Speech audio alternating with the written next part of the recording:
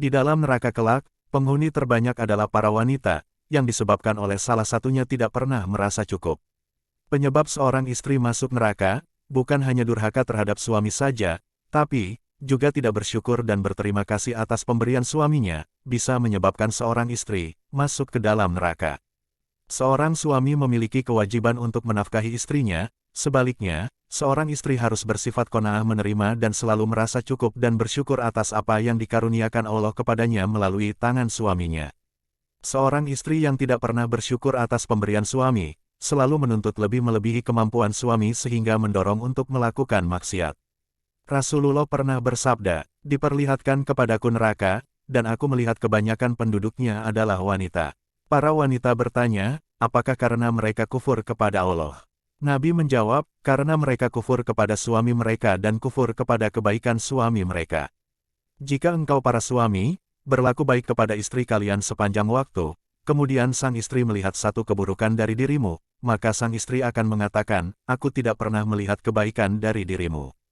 Hadits riwayat Bukhari nomor 29, Muslim nomor 907. Padahal suaminya sudah banyak berbuat baik kepada istrinya selama setahun penuh.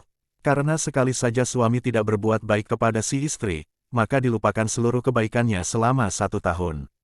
Itulah yang disebut kufur. Sebagai contoh, misalnya, seorang suami secara rutin telah memberikan nafkah berupa harta kepada istrinya.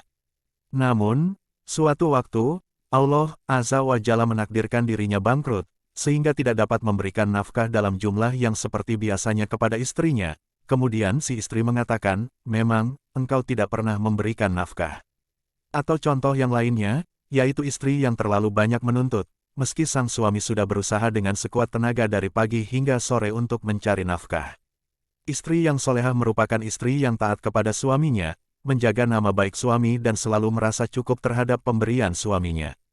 Sebagaimana sabda Rasulullah Shallallahu Alaihi Wasallam, Allah tidak akan melihat kepada seorang wanita yang tidak bersyukur kepada suaminya, dan dia selalu menuntut tidak pernah merasa cukup. Itulah penyebab kenapa wanita lebih banyak jadi penghuni neraka.